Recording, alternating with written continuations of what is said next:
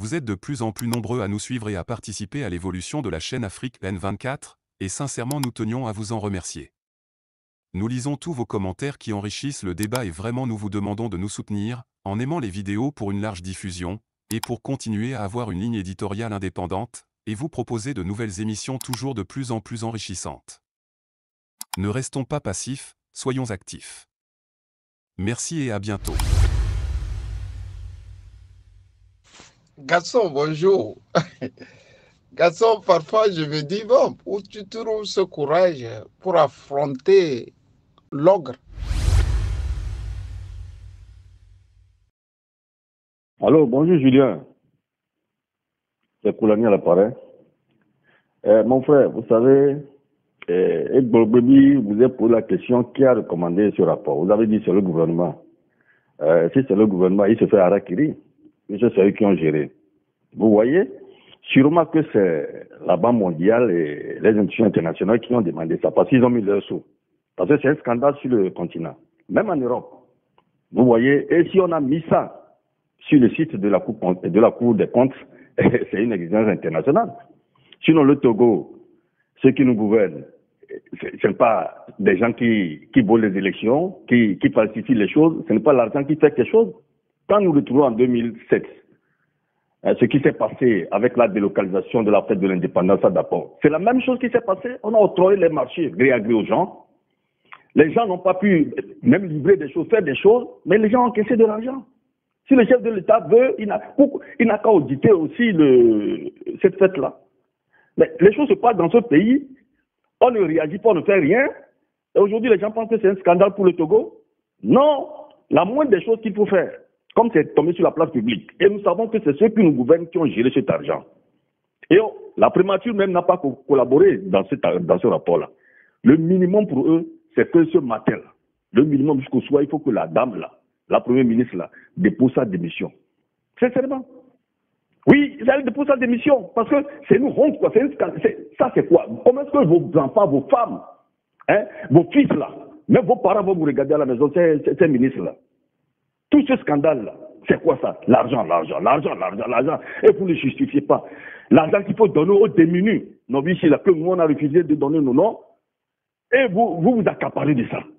Mais c'est quoi ça? C'est quel pays ça? Mais le chef de l'État, c'est qu'il est en cours de mandat. Sinon, c'est lui qu'on devait demander la démission. De toutes les façons, s'il ne les punit pas, l'Assemblée aussi est là-bas. Je parle des députés là. Ils n'ont qu'à se réunir très tôt et extraordinairement pour demander la démission de la dame là. Si elle ne veut pas démissionner volontairement, la première ministre là. Parce que trop c'est trop. On ne peut pas les laisser comme ça. Trop c'est trop. C'est quoi ça? C'est quel pays ça? Allez-y voir. Et puis la Cour des comptes invite les gens. Ils refusent de venir. Vous êtes qui? Vous ne respectez pas les institutions. Donc cela veut dire qu'ils sont déçus des institutions.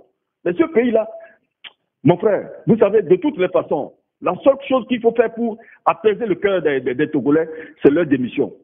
C'est tout. Oui. Merci pour votre chaîne. Tu vois bien que les politiques se sont cachés, la société civile s'est cachée, et le peuple togolais aussi s'est caché.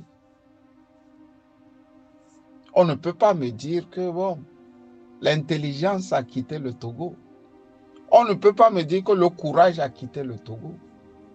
J'ai réécouté attentivement Maître Degli Jean hier. Il faisait comprendre que non, bon, les gens sont dans les salons feutrés en Europe et louvoient.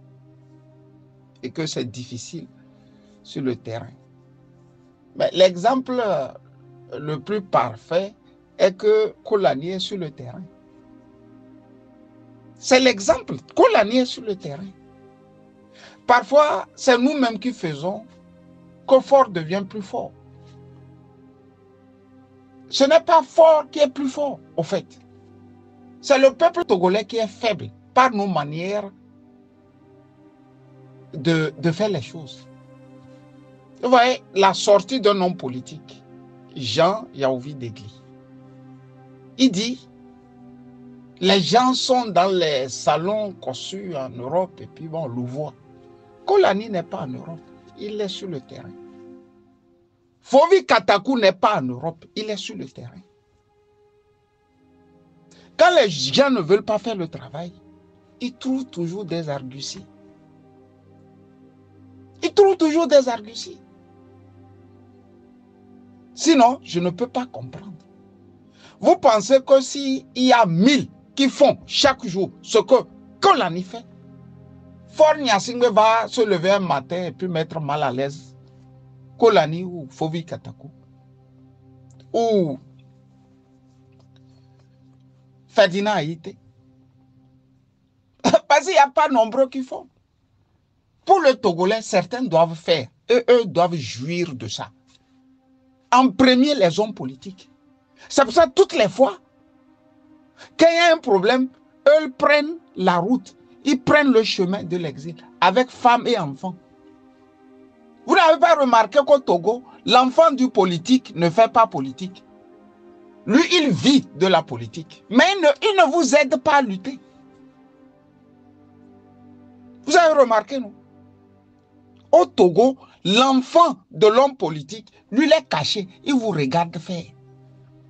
Quand papa devient ministre, premier ministre ou président, il vient et puis il devient aussi le premier ministre des enfants. Sa femme devient la première dame des autres femmes. Vous voyez? C'est de ça il s'agit. Quand on ne veut pas faire, on trouve toujours des excuses. On trouve toujours des excuses. On trouve toujours des excuses. On va te dire, mais Camus, tu es loin, c'est pour ça que tu parles. Mais on était aussi au Togo, on essayait de parler. On essayait, bon, soyadément de dire ce que nous pensions. Avec les risques et périls. Kolani est sur le terrain.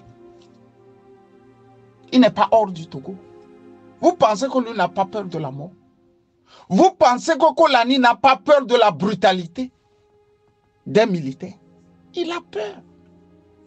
Alors il est, Dieu seul sait s'il arrive encore à aller s'asseoir et manger entre amis. Parce qu'il a peur qu'on l'empoisonne. Il a peur qu'on le fauche. Quand j'ai dit ça, j'ai voulu te dire, Kolani, il faut continuer, grand frère. Ceux qui nous font comprendre que eux là, ils ne font pas politique.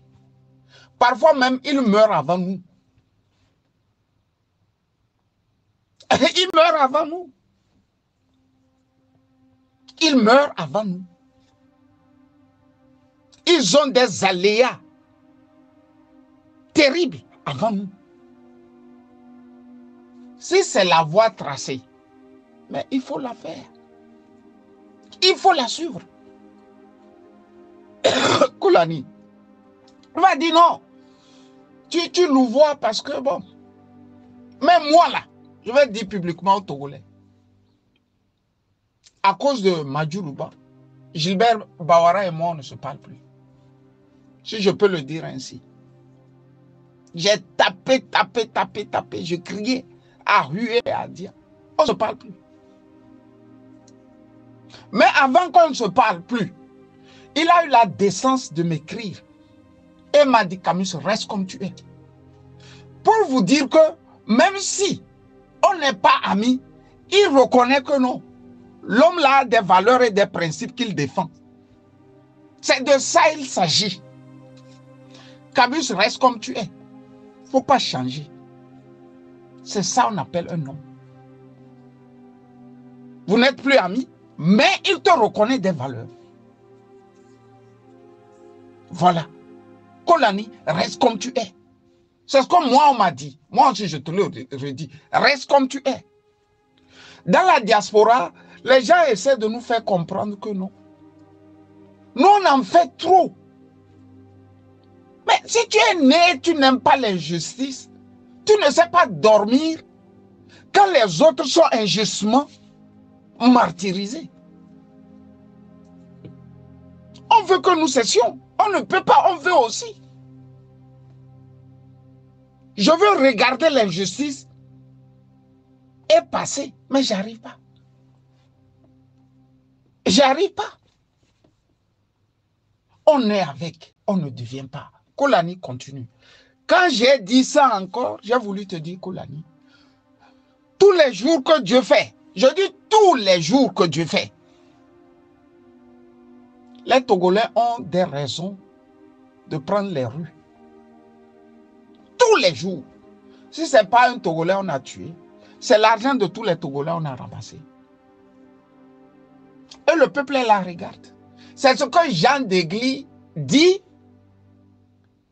Ah, quand ils sortent, on les casse là. Il n'y a personne pour les défendre. Quand vous avez des politiciens qui aiment le climatiseur aussi, être dans son bureau d'avocat, vous ne pouvez pas aussi avancer. Un homme politique, c'est quelqu'un de terrain. Alors que ceux-là, nous avons comme homme politique, ce ne sont pas des gens de terrain. C'est pour ça que des fois, ils nous découragent même dans nos sorties. Ils ont découragé le peuple togolais à tel enseigne qu'il n'y a personne au Togo actuellement pour porter les valeurs, pour porter les couleurs. Comment vous pouvez comprendre que des milliards s'envolent? Je dis des milliards s'envolent. Et l'armée est au front. C'est-à-dire quand on est en train de tuer les enfants des autres, les papas des autres, la force qui protège le Togo, certains Togolais, eux, sont en train de brader l'argent public. Les Adjakli, les Fornia Singlet, les Victoire Toméga, les Adéji, les Sina Lanson, ils sont en train de brasser l'argent de tous les Togolais quand d'autres sont au front. C'est pour ça qu'Olani, j'ai dit, mais à partir du moment où nous n'avons pas des armes, mais l'armée devrait prendre ses responsabilités.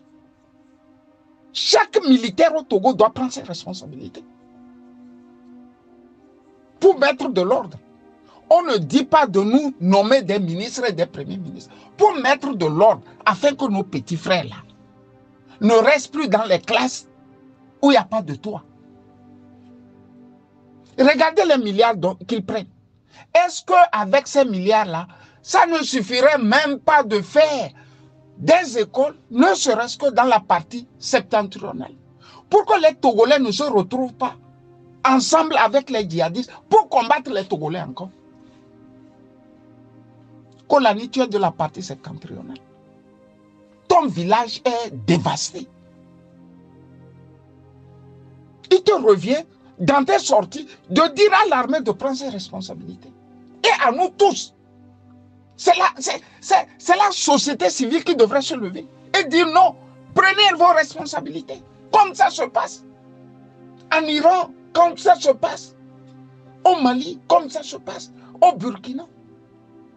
On donne des prix, des faux prix aux gens. On dit ce n'est pas possible.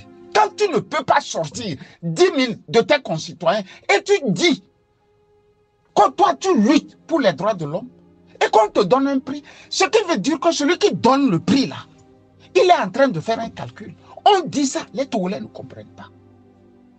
Quel est ce prix là, flambant neuf, qu'on donne au professeur David Dossé quand tout est bouclé au Togo?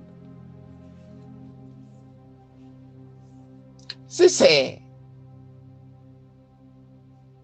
l'opposition togolaise, on peut oublier. Maintenant, Kolani, ils ne s'arrêteront pas. Fort ne va pas se faire harakiri. J'ai dit et je l'ai redit. Il ne va pas se faire harakiri. Il ne va pas quand même envoyer arrêter des gens qu'une fois au pouvoir, en tôle, vont lui donner du fil à retordre. Ils travaillent de concert. Dans les années 80, Mobutu avait initié ce qu'il a appelé la politique des grands travaux. Il fallait construire le barrage d'Inga. Et le barrage d'Inga pouvait électrifier toute l'Afrique. Je dis toute l'Afrique. Tout a été fait. On a pompé l'argent. Mobutu et les... C'est pas...